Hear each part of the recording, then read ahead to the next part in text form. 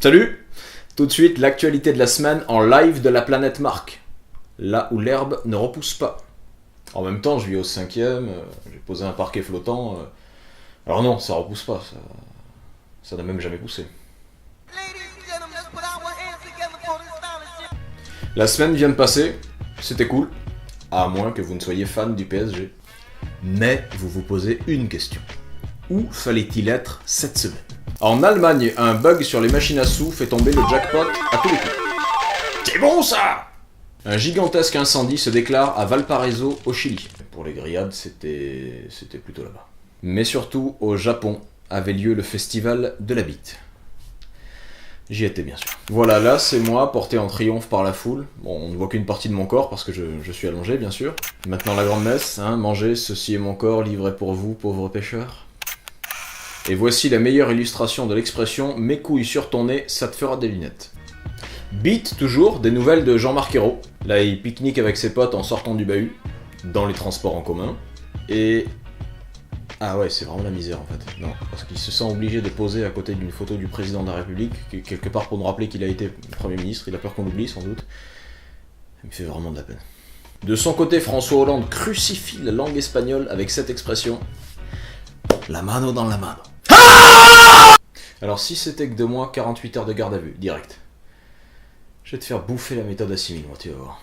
Et la connerie de la semaine, c'est signé Pierre Gattaz qui propose un SMIC jeune. Comprenez, sous-payé. Non mais qu'est-ce que c'est que ces mentalités? On va où comme ça? Je veux dire, à ce compte-là, autant baiser une moche que pas baiser du tout. Hein? Je me paye un demi parce que j'ai pas les moyens de prendre une pinte, et je rentre chez moi à moitié bourré, seulement? Non, monsieur Gattaz, nous ne négocierons pas une jeunesse au rabais. Le Sénat reconnaît le vin comme faisant partie du patrimoine national. Parce qu'on est des cons. On croit que les mecs bossent. Alors qu'en fait... non. Belle robe. Il a de la cuisse, il est gouléant. C'est du patrimoine ou c'est pas du patrimoine, ça? Il est tannique, on le sent passer. C'est ça la France, les bidons dans les bidons, les bidons dans les bouchons, et... oh putain. On est tous d'accord? Adopté. International. Israël sanctionne financièrement la Palestine. J'avoue que ça m'a fait drôle.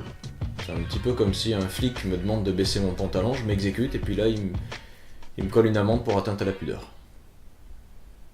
Spécial. Sucre. Selon une étude américaine, ce délicieux condiment serait aussi un excellent ciment pour le couple. Les théories vont bon train, vertu apaisante, agent de la zénitude. Non, c'est plus simple que ça. Hein, c'est qu'une fois que tu as pris 20 kilos, et que tu sais très bien que si tu te remets sur le marché, tu as de bonnes chances de rester célibataire, bah tu restes en couple. À ce moment-là, oui, effectivement, le sucre est un ciment pour le couple. Et puis dans ces cas-là, t'es pas le seul à prendre 10 poids. Hein. Alors on maintient le statu quo, un partout la balle au centre, on touche à rien. Sport. Michael Phelps pourrait sortir de sa retraite pour retourner dans les bassins. Faut arrêter avec ça. Ça suffit. Tous les sportifs le font. Hein. Ils partent à la retraite, ils attendent de se faire un petit peu mousser, puis après ils rempilent. Non, c'est pas comme ça que ça se passe dans la vraie vie. Dans la vraie vie, t'as un pot de départ, hein, voilà, t'es là, tu termines ta coupe d'eau mousseuse, tu récupères ton abonnement de Pêche Magazine, puis tu t'en vas, hein. Petit mot gentil, un signe de la main, et ça suffit. Un truc simple. Allez, salut.